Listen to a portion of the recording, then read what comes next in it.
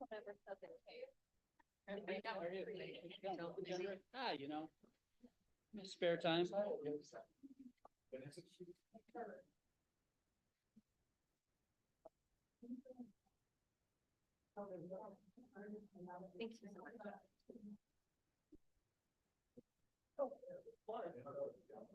you so much. Yeah. Gotta have a plan to get up. My knees don't work the way they should. Right.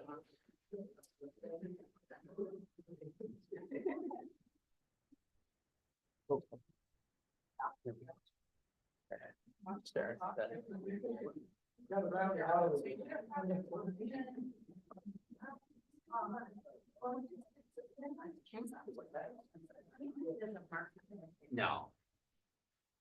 I was doing today. Huh? That's working now.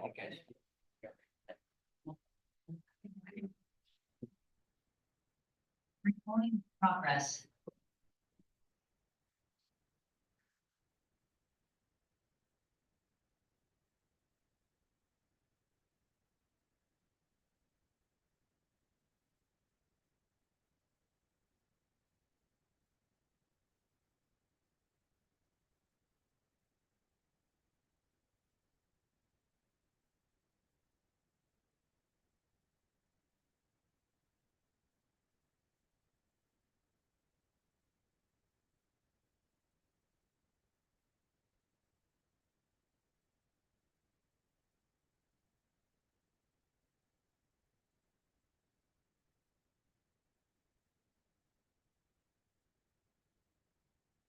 Evening, welcome to the council meeting for April 1st.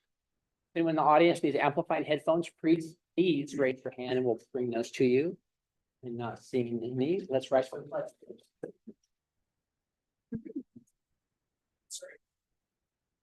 I pledge of allegiance to the flag, of the United States of America, and to the republic for which it stands, one nation, under God, indivisible, liberty and justice for all.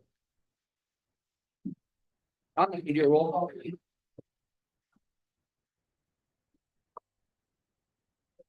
Here. Councilmember Stern. Here. Councilmember Gilmore. Here. Mayor Nesco. Here.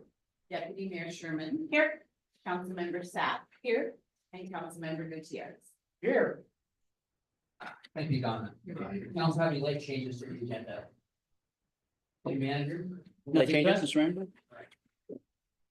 Council have any board reports to share? I had the Housing and Behavioral Health Advisory Board last week, and though I don't have updates today, I will have some announcements on April 15th. Moving on. Has council read the consent agenda? Is there a motion to approve it as published? Mr. Mayor, move to approve the consent agenda as published. Second.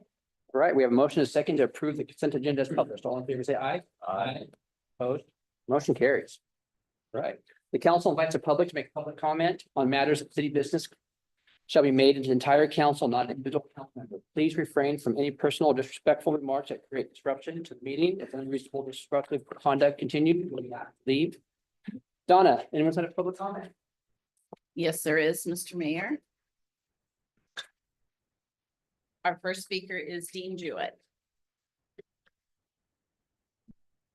Good evening. Always a pleasure to be here. Let's talk about the $20,000 that was given to Community Lifeline when we fully well knew that they were 200, 300,000 in the hole. Okay, what else could that money have gone for? On top of that, $30,000 went when Jeff Knight was here. Okay, there's $50,000. Okay, let's talk about funding. We have a couple of individuals in our council here that we voted down a tax for a homeless for 0.01%, whatever it was.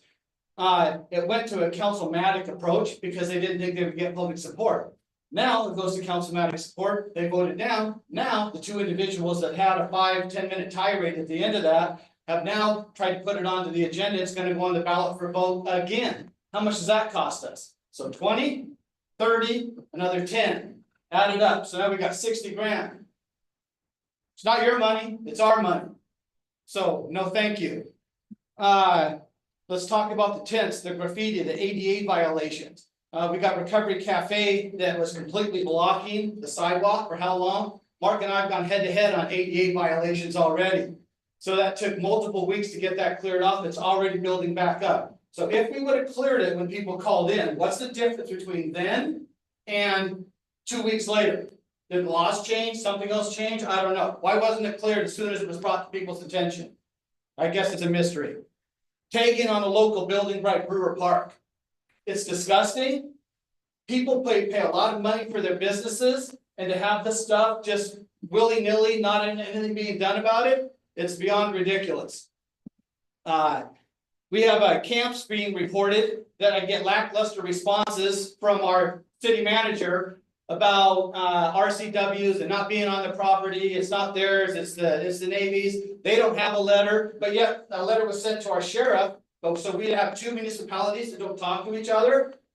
So we don't have a copy of that letter. So now we've got 3-4 weeks of these camps being within 100 yards of multiple businesses. It's ridiculous. I also caught somebody tagging and had him arrested. How much did that cost us to clean up? You have volunteers cleaning up things that the city and the county should have, and they're not. Obviously, I don't have enough for all these notes that I have. So we need a proactive approach. We know the areas that have the problems. We need to go by there and we need to take care of those. Don't wait for somebody to call in. Let's be proactive and get it taken care of. Let's clean up our community, take care of our businesses, and make sure that this is a place that tourists and stuff want to come into. Not to mention spies being sent out so they can drive by and look at people's businesses and see what they're doing or not doing, Mr. Indisco.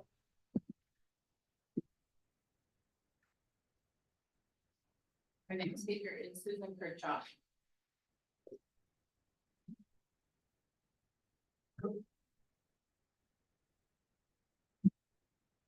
Thank you, commissioners, for the opportunity to speak. My name is Susan Kirchhoff. I'm the director of the Youth Connection, serving young people aged 13 to 24 in Shelton and Belfair. Our mission is to support and uplift youth, particularly those experiencing homelessness, by providing essential services and outreach. In March alone, our impact was very significant. 467 young people signed into our center. That's 467 youth off the street and doing something productive.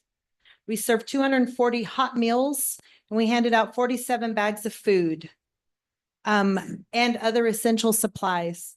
Beyond direct services, we are actively involved in the community engagement. Our outreach includes maintaining the Teresa Johnson Trail and as well as the skate park, while identifying and connecting with young people in need. Our housing first approach has highly been effective. We have an 86% success rate in preventing young people who are homeless from returning back into homelessness. Last month, we successfully secured permanent housing for 3 individuals. Statistics show approximately 1 in 10 adults age 18 to 25 are going to experience homelessness each year, and 1 in 30 youth age 13 to 17 face homelessness annually. This number is only perpetuated the longer that we are not able to connect with them, which is why our services are so important, that we prevent chronic homelessness.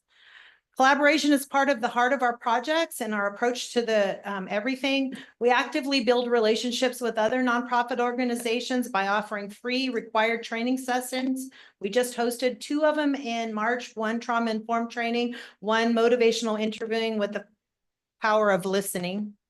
Additionally, we celebrated Women's History Month by hosting a Women Empowering Women event on March 28th. Each month, we address culturally relevant issues to foster awareness and inclusivity. February, we highlighted Black History Month. March, again, we highlighted the women in our community. In April, we are partnering, doing Things Differently event to bring awareness to Child Abuse Prevention Month, which we're hosting with Turning Point Family Education Support System and the host program at the YMCA.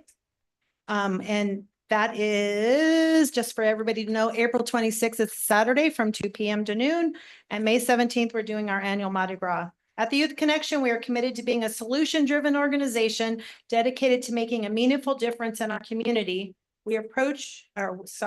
approach. See, that's what I skimmed. We appreciate your support and look forward to continuing our collaboration to improve the lives of young people in Mason County. Thank you. Thank you, Susan.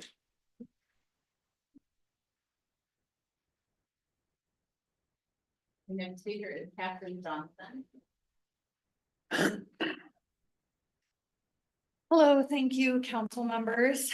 My name is Catherine Johnson. I am the Executive Director of the Humane Society of Mason County. I just wanted to come before you today and make sure to show presence that I am here to really emphasize the commitment that Humane Society of Mason County has to all of Mason County, including the city of Shelton. We want to work even closer with the city of Shelton Shelter, helping decrease the length of stay on dogs at the shelter. We have a robust foster program as well as online sheltering program that really helps us make sure that animals are posted on as many websites as possible and as quickly as possible to get them into their new homes. We also partner with Mission Creek Correction Center in Belfair, the women's prison, to foster animals there. And that has been a really robust program for us. And it's been so successful that the Shelton Men's Prison has been asking us to start up a program there as well, as they are really excited about potentially having some dogs out there. So we are here to help, and we've sent a proposal to the city to help with the shelter. We know that we have a lot of our programming that already exists that could be implemented immediately to help decrease the length of stay on the dogs in the shelter and help more dogs find homes quicker. So we do all of our efforts through our facility in Belfair currently, where we have a low-cost spay and neuter clinic that provides surgery 4 days a week. We do approximately 35 surgeries a day. This month, we will complete our 10,000th spay and neuter surgery since opening in 2022. We are very proud of that. We work very diligently to provide low-cost veterinary services and low-cost spay and neuter services to residents of Mason County. Our facility, we have 8 full-time staff, 2 part-time staff that work to take care of all of the Mason County animals in our care, as well as run our low-cost veterinary services. Those staff are professionals and dedicated to caring for animals of Mason County. We are a no-kill shelter, which means we maintain a greater than 90% save rate. Our current save rate is 97%. We take in a lot of very sick, injured animals from Mason County, and we are very proud that our veterinary staff can care for them.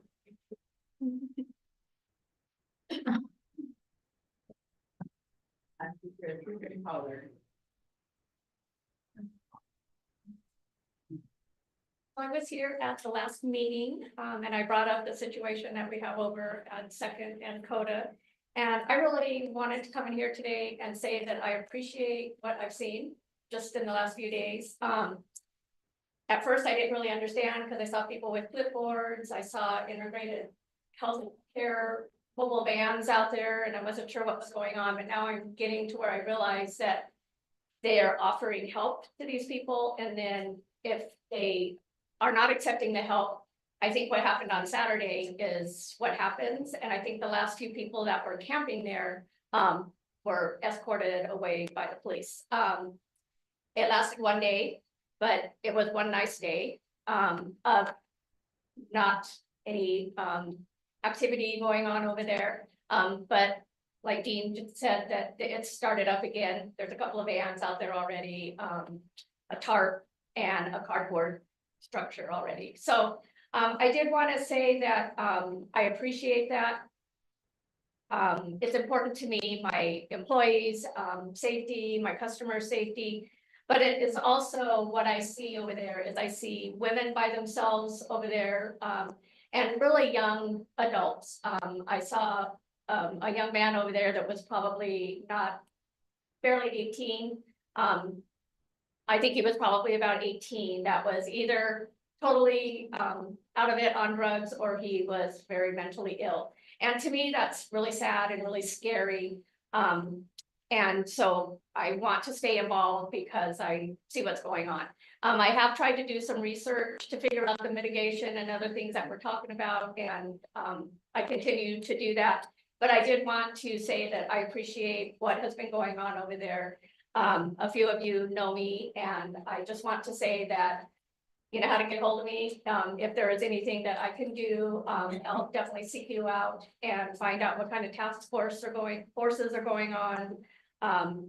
And other things that we can do. I really love Shelton. I've been here for 15 years now, exactly. I love this town, and I want my family and my friends to be proud of it.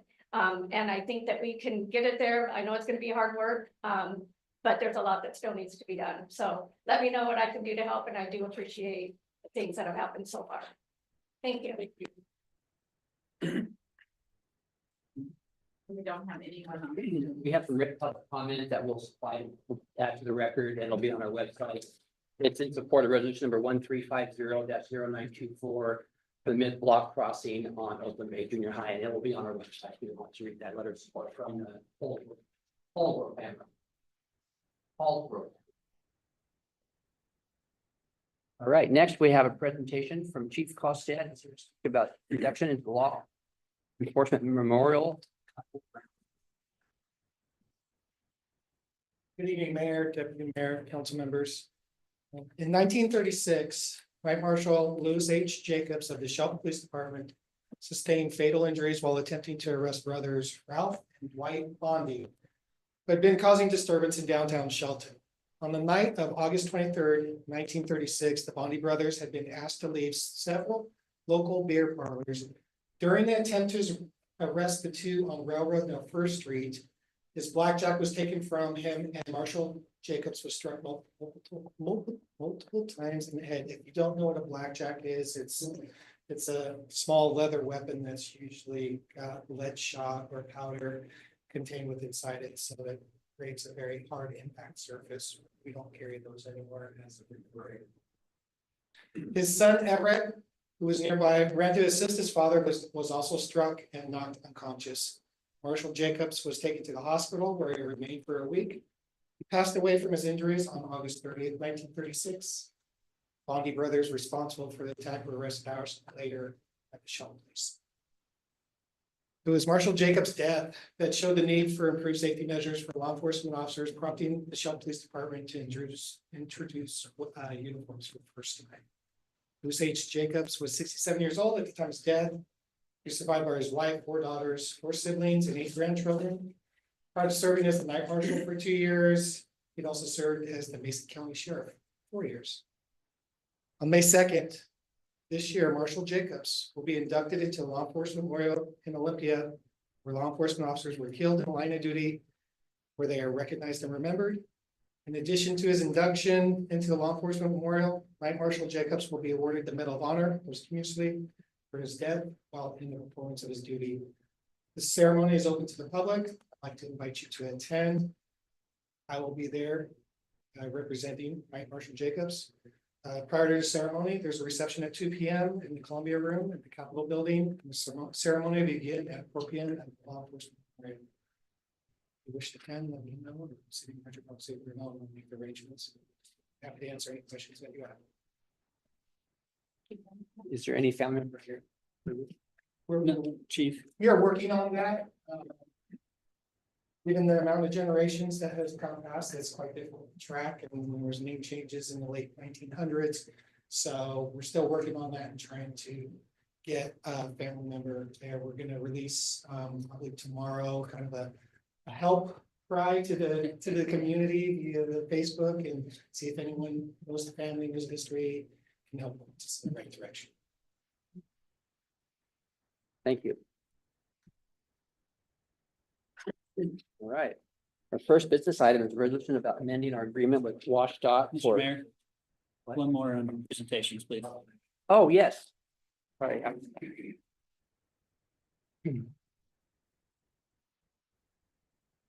We have a proclamation for child abuse prevention month.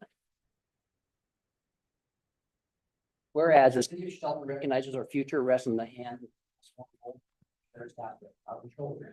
And whereas all children deserve to live in safe, stable, nurturing environments with healthy growth and development. And whereas child abuse, neglect, and other trauma are recognized as serious public health problems affecting both the current and future quality of life of the community. And whereas it is the responsibility of our community to ensure parents, caregivers, and other adults who influence the health and well-being of our children have the support, knowledge, and concrete resources necessary to ensure all children thrive in their greatest potential. And whereas effective children abuse prevention strategies succeed because of partnerships among agencies, schools, religious organizations, law enforcement agencies, healthcare providers, and the business community. And whereas we as the city of Shelton residents continue our commitment to protecting all members of the community and call upon all citizens to come together to increase public safety and prevent the further abuse and neglect of our children. Now, therefore, the city of Shelton does hereby proclaim April 2025 a Child Abuse Prevention Month in the city of Shelton and urges all citizens, communities, state agencies, faith groups, medical facilities, elected leaders, medical providers, educators, and businesses to increase participation in efforts to support families, thereby preventing child abuse and strengthening the community which we live. And I will sign this tonight. Is there anybody here who would like to speak on this? Sure. Yeah.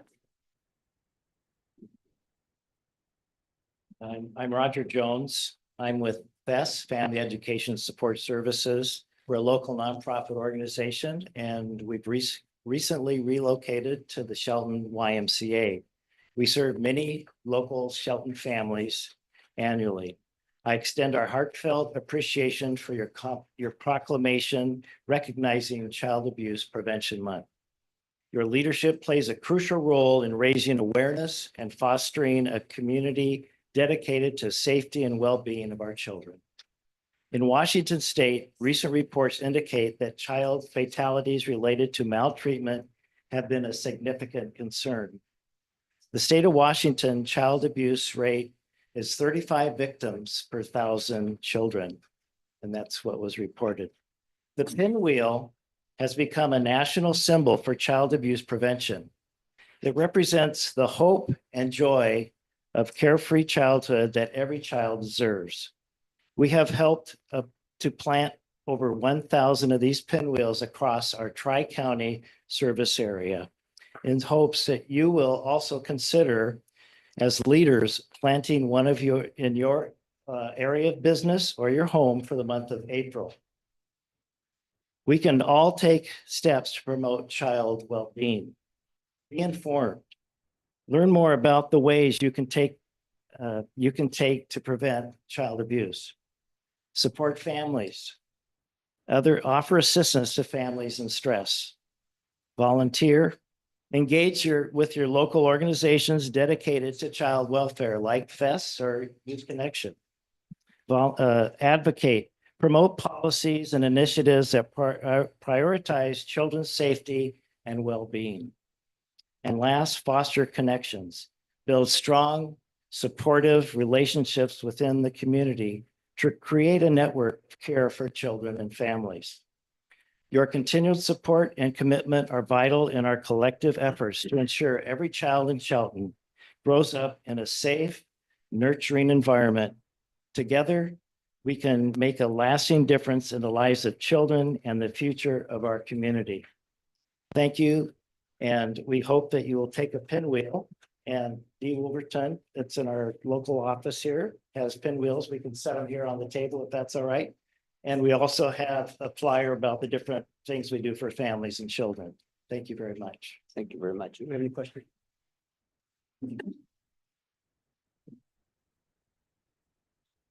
Yes. That's the only people speaking. Right. Thank you. Thanks so much. Now, our first business item is a resolution about amending the agreement with WashDOT for street striping. Public Works Director Jay Harris has details. Good evening, Mayor, Deputy Mayor, Council, Jay Harris, your Public Works Director. So every spring, the city has our road center lines, medians, and fog lines repainted. The costs are in our yearly maintenance budget. The Transportation Benefit District and the general fund revenues support the striping costs. Prior to 2018, the city was using a contract striping company. And there was a few years where it got late in the year, it started to rain, they couldn't get the road striped. And we went a whole winter without fresh paint. So in 2019, the city contacted WashDOT and entered a 5-year contract, a maintenance agreement with WashDOT to come in every year. Typically, it's sometime in May, June, it's weather dependent, right? To come in and restripe all of our roads. It takes usually just about a day, sometimes a little bit longer, but usually they're out there a day with their striping machine, paint, all that. We assist them with traffic control at the same time. So this from 2019 to 2023 was the agreement period for $62,000. The original agreement had a clause in there that we had to pay for actual costs each year. So WashDOT kept track of the costs, and then we did added a 6th year to this contract amendment. That was last summer. They put that on the old agreement from 2019. So the new total cost of the contract amendment is $103,000, about $17,000 each year the roads have been striped. So moving forward, we decided we're not going to do like a 5-year agreement. We just want to get billed each year. We budget around $20,000 in our maintenance budget for that work every year. So each year, we're just going to have them come out, just sort of get into a contract each year. And the city manager has to sign it for $30,000. So you probably won't be hearing about our yearly striping again. But the goal is to get it done each year. And we found there's only a couple people that come out to this area and we weren't getting good service. It wasn't reliable. And so we got reliability at a really good price too. There is one option potentially in the future that Mason County did buy a striping machine. They're learning how to run it this year. And we'll see how that all comes around. And I talked to their public works director, told them that we're running, 17 to 20,000 a year. And they weren't very interested when I gave them the amount because it's a lot of work to get done 1 year. I'm available for questions. Donna, do you have a reading of resolution number 1366-1224? Resolution number 1366-1224. A resolution of the Council of the City of Shelton, Washington, authorizing the city manager to execute the striping maintenance agreement, amendment number 1 with the Washington State Department of Transportation. We have a motion. Mr. Mayor, I move that to place resolution number 1366-1224 on the action agenda for further consideration at the April 15th council meeting, 2025. All right, comments or questions? Thank you, Mayor. You're welcome. We have a motion and a second to place resolution number 1366-1224 on the action agenda for further consideration. All in favor, say aye. Aye. Opposed? Motion carries. We now have a resolution for another contract amendment. Assistant Public Works Director Brent Armstrong has more information for us. Good evening, Mayor, Deputy Mayor, Council. Brent Armstrong, Assistant Public Works Director. I'm bringing forward a contract amendment with Grant Osborne for the satellite reclamation reclaim water tank. This is amendment number 5 of a project that started redesign in 2018. Worked with an ILA and the Squaxin tribe to get further along the design in 2020. And this is the last contract amendment that will finalize some electrical and SCADA integration along with bid support, and then follow all the way through construction support. It's for a reclaim tank that we, in my 18 years here, we haven't built a new tank, so we're bringing in an outside consultant that designed the tank to do construction management also. And $43,661 is the design efforts and get us through bidding. And then $280,000 of construction assistance. And it's also extending their contract through June of 2026. So hopefully within a month or two, we come out with some quality bids and we can get the tank constructed. You just really quick explain what the reclaimed water is. Yeah, the reclaimed water tank is water that we produce out at our membrane treatment, wastewater treatment plant, and it can be used for irrigation. We have it, the Washington Correction Center uses it, and it is plumbed for some of their toilets. And it's used for a wide variety of uses, but it's reusing the water, and then we can also use it to augment at our spray field. It helps drain flows and pulls real great. Donna, if we read resolution number 1374-0325. Resolution number 1374-0325. A resolution of the Council of the City of Shelton, Washington, authorizing the city manager to execute contract amendment number 5 with Grain Osborne Incorporated for design and construction assistance of the satellite wastewater treatment plant reclaimed water tank project. Thank you, Donna. Do we have a motion? Mr. Mayor, I move to pass resolution number 1374-0325 on April 15th, 2025 council meeting action agenda for further consideration. Second. Thank you. Comments or questions? I'm always in favor of increasing the quantity and quality of water in the city, and thank you for your efforts in bringing this forward and also working with the tribes. Thank you so much. So we're going from like, what, a 40,000 gallon tank to 500,000 gallon tank? Yeah, our holding capacity is 10 times more. Current and future income customers. Well, but in the future, we can run more pipe throughout the city. If people wanted to have like a manufacturing company, you need water that isn't, not potable water. Could you The membrane plant strategically positioned at near Sanderson Field, where there's a lot of commercial and industrial properties, and what was referred to as the Darcy, I know the acronym, but it's the northwest portion of the city UGA out Highway 102 near Correction Center. So that was incorporated into the UGA, I think back in 2017 in the comp plan amendment that specifically zoned as an employment center for industrial commercial development, and certainly the availability of reclaimed water because it's much cheaper to purchase than potable water, particularly for manufacturing purposes. We're not drinking it. Do we spray it when when the tank's full right now? Yeah, we have Yeah. a spray field out. Yeah. It's the whole WCC, Washington Correction Center's effluent. That's where they're in the treatment plant, right? So any extra that we have goes into that's great.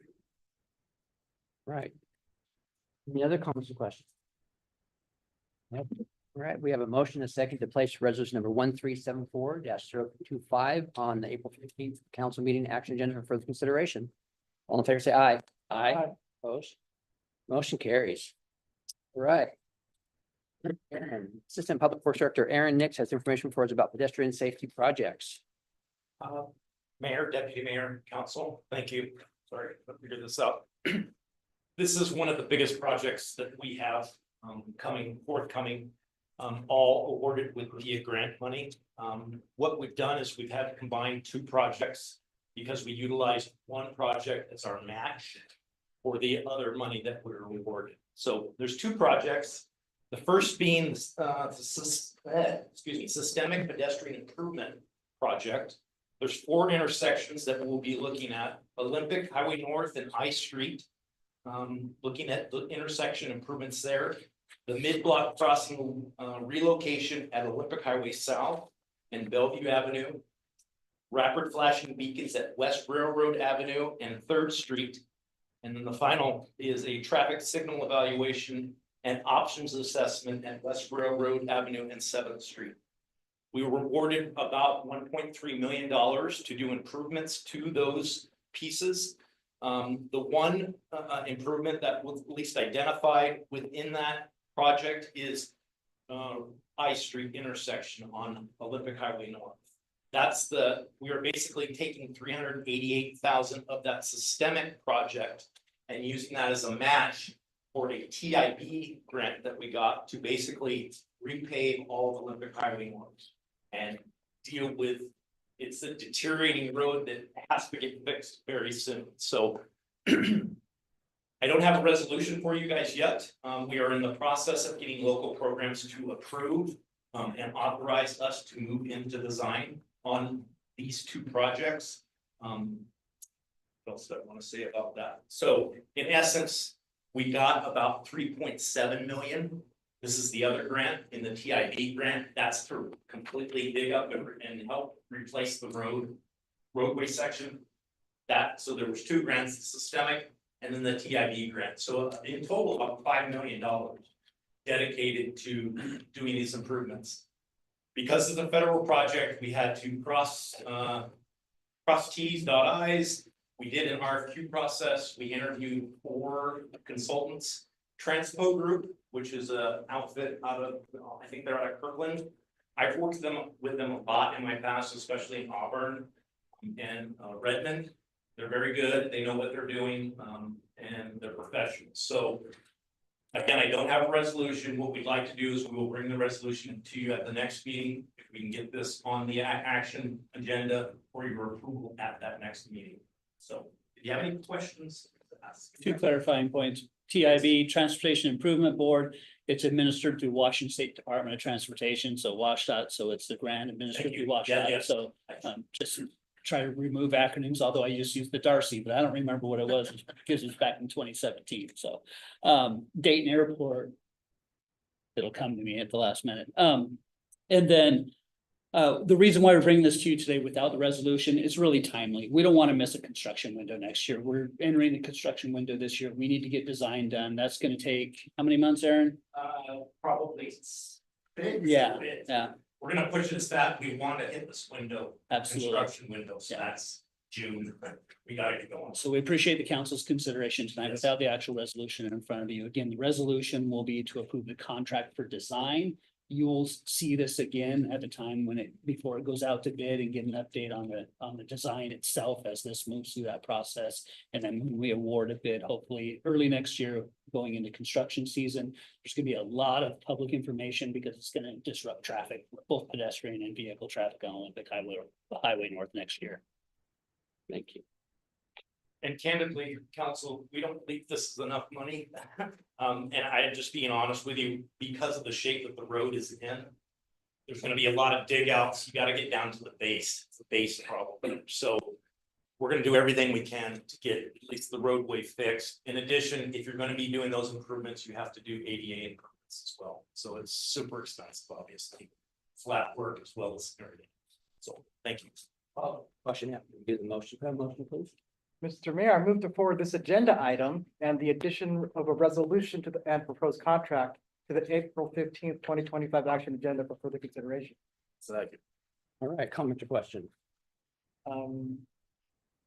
Yeah, I just wanted to say that the work you've done around the city has been very good, especially on the railroad. And I really want to improve the road condition index up at Olympic Highway, especially with all the traffic that goes through there. And it's kind of suffering. So we really need to get this done, and to also add accessibility would be great for our mobility around the city. So I'd really like to move this forward and do the best you can with the least you can, but let's do this and let's get it started. Yes, thank you. Any other comments or questions? That was kind of my question was, what do we do if it does come in over? Because obviously we're going to be having budget talks here. We'll shape the project or do it, or what are the options? Well, we have a commitment with the grant, so we have to meet that. We'll know more as the design is refined and we get construction estimates. So as they get through 30% design, we'll have more information on construction estimates. We'll see what the bidding climate is as we work through the design process too. So at this point, we'll kind of put that discussion on hold and we'll have some more information next year because we just don't have enough until we really get into design. Mayor, one of the things that we gotta hire a geologist to get out there, and we got a core out there, and not just 2-foot core, we're talking several feet. We believe it's a base problem. It's not necessarily, and I don't know if you guys know the history behind that road. Historically, I believe it was 101 at one point. It was a concrete road. paved over and over and over it, I think in 1990, 2000, something like that, they pulverized it. They basically bought a big thing up, dropped this ball on the concrete, basically break it up, make it, and then they paved over the top of it. That's where I'm thinking there might be some issues, so that's really what we need to do, and the geotechnical analysis is gonna tell us much more as far as the extent of how deep. All right.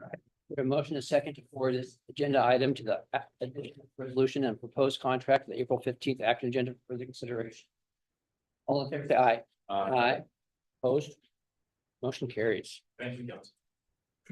The last business item is a resolution about a ballot proposition for the transmission benefits, TDD. Thank you, Mayor, Deputy Mayor's Council. Following up after a couple discussions regarding our, the Shelton Transportation Benefit District, I'll provide you a little bit of history. So back in May of 2015, the Shelton City Commission established the Shelton Transportation Benefit District. And this is a funding mechanism per RCW 3673 that allows for the transportation benefit to authorize a tax or in the form of a sales tax or a license tab fee to be collected within the city limits to pay for transportation maintenance, improvements, grant matches, things like that. Systemic improvements, systemic preservation and maintenance. After that, the TBE board authorized a ballot measure for November 3rd of 2015. That passed at that time. The duration of the sales tax measure, excuse me, I'll go back. The ballot measure was to authorize a sales tax of 0.2% within the city limits on the sales of goods and services. For the term of 10 years, and that's per the RCW. It has a limit of 10 years. So with the approval on November 3rd of 2015, after the election was certified in later November, notification to Department of Revenue that the tax was starting to be collected in 2016, in February of 2016. Therefore, we're coming up against the expiration of that sales tax in February of 2026. Again, as we briefed the council previously, with expiration of that sales tax, we have the opportunity to go back out to the voters to institute another ballot measure or put a ballot measure on the on an upcoming election to impose a sales and use tax again. The council directed staff to develop a resolution at the study session last week to renew essentially the sales tax of 0.2% for a ballot measure on August 5th. So you have a draft resolution in the packet today to review and consider to place on the April 15th council action agenda. We'll reiterate that 0.2% annually generates about $740,000 in 2024. It was $741,169. That goes directly to our street fund, which is the 2025 budget and operating budget for the street fund is just over $2.3 million. So again, pays for operations, maintenance, some of the projects you heard about tonight, as far as the striping, potential match funds for the systemic improvements, pedestrian improvements, and Olympic Highway North improvements, as well as the item you'll see on the action agenda, which is the crossing at Walsingham Boulevard and OBJH. The council could consider, again, just for the public's information, a license tab fee on vehicles registered within the city limits only. But as directed last week, the 0.2% sales tax was what we provided for within the resolution before you tonight. Thank you, Mark. Donna, may we have a reading of resolution number 1376-0325? Resolution number 1376-0325. A resolution of the city of Shelton City Council providing for a ballot proposition to be submitted to the qualified electors to renew and continue to impose a sales and use tax upon all taxable retail sales and uses in the amount of 0.2% for the purpose of financing transportation improvements. Thank you, Donna. Do we have a motion? Mr. Mayor, I move to place resolution number 1376-0325 on April 15th, 2025 action agenda for further consideration. Second. All right, comments or questions? I think we should max this out to go to 0.3%, but I think the council would not forward that. So we will just hold serve, I think, and just put this forward to the voters at just the replacement level to keep the funding in place for all our projects, to leverage other projects in the future. Because our road condition index is going down and we need to do something about it. And I would like to do more, but I think this is all that we could get past at this time.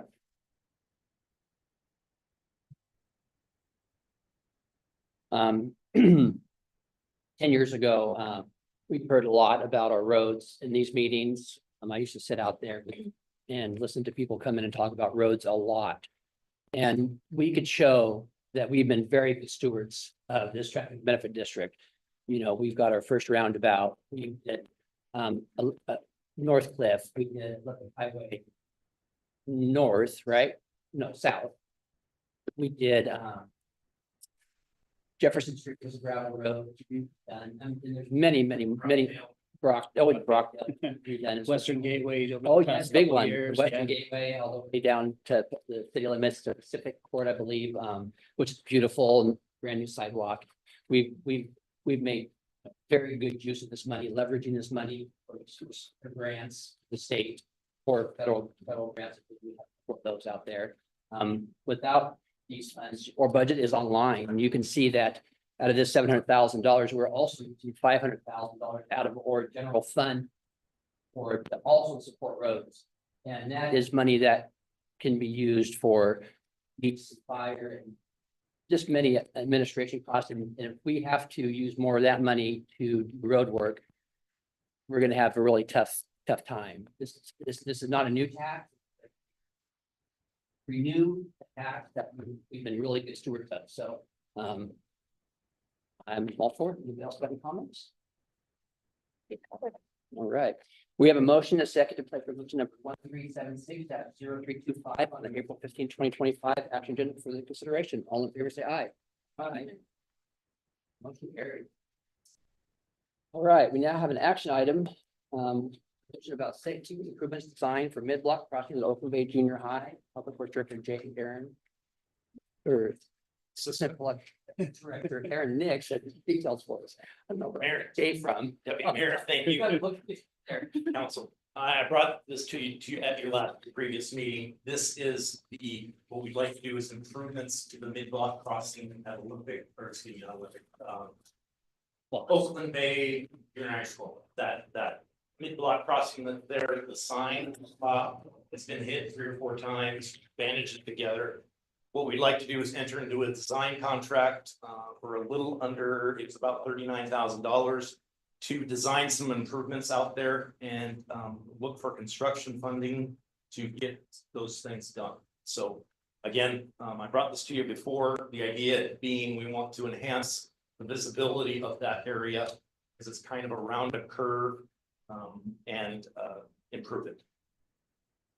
And 4 lanes of traffic and I understand. people can't see everybody. One person stops, the other one might not. So that's, I understand the concern. Donna, let's have public comment on this. No, there isn't, Mr. Mayor. I can read resolution number 1350-0924. Resolution number 1350-0924. A resolution of the Council of the City of Shelton, Washington, authorizing the city manager to approve a Public Works on-call consultant roster work order to provide design and bidding services for a mid-block pedestrian improvement project. Thank you, Donna. Do I have a motion? Mr. Mayor, move to adopt resolution number 1360-0924 as presented. The number is wrong. You want to restate it? I move to adopt resolution number 1350-0924 Yes, as presented. yes. Right. Do we have a second, Mr. Mayor? Yes. Thank you. Deputy Mayor.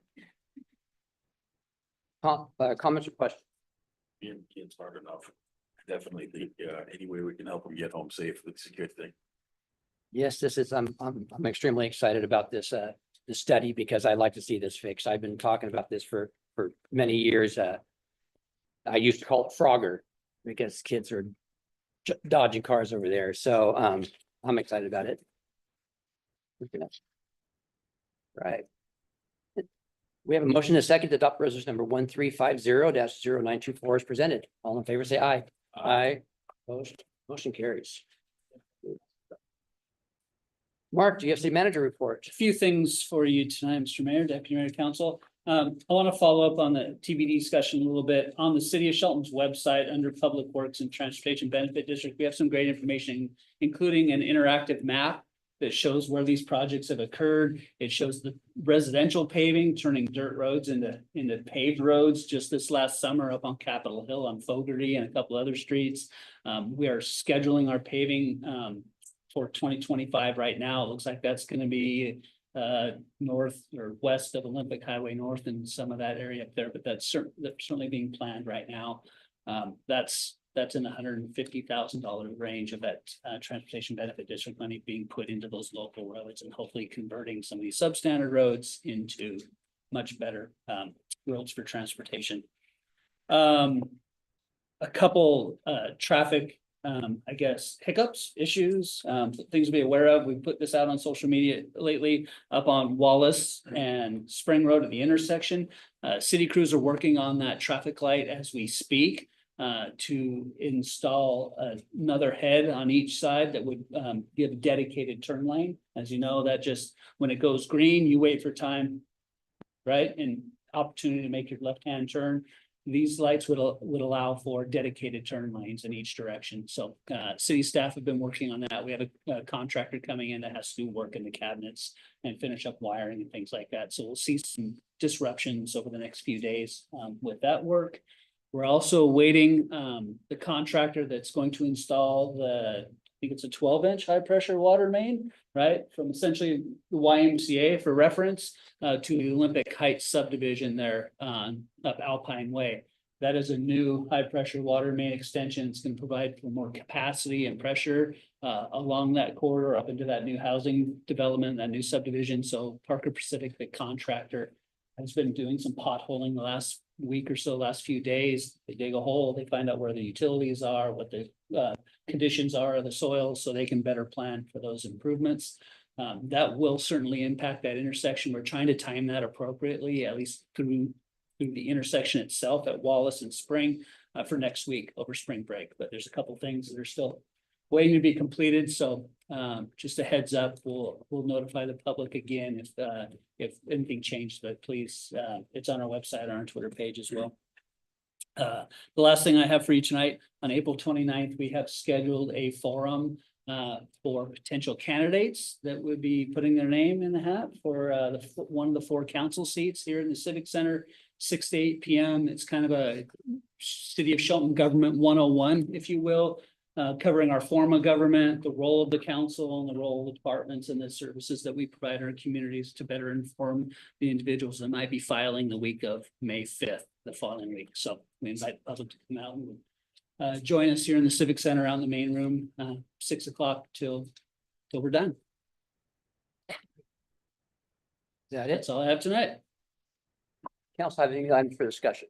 I just wanted to say thank you and a shout out to Humane Society for coming. And I really want to look at our proposal, your proposal. And we spend over $250,000 a year for animal control in the city. And over the past 4 years, that's almost $1 million.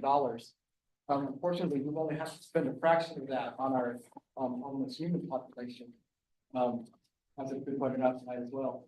So I just wanted to let you know that I really want to see us move forward with working with the Humane Society and get these people, get these dogs rehomed at 97%. But I want to also remind the council and everyone out there that we had a session about a month ago about all the rehoming that was happening with our human population as well, and that they're also being rehomed at the shelter. And we also had 3 more people online who wanted to speak, but they were somehow cut off. So I want to say that there's rehoming going on, and there's a lot of care and concern in the community. And I just want to make sure that we are caring as concerning as we are as the Humane Society. So I'm looking forward to working with you, looking at your proposal and to find solutions for rehoming, not just the dogs, but other people as well. So thank you. All right. Anybody else? All right. Our next study session on the eighth of April, we will talk about a comprehensive land use update. And multi-family tax ordinance. Following that, our next regular meeting, we'll have presentation of financial status. Resolution on MBR Headworks upgrade design, work order on Goldboro Creek sewer bypass. Time, action item for everything we talked about today under business. So our next meeting is April 15th at 6 p.m. and we'll also have finished April 8th at 6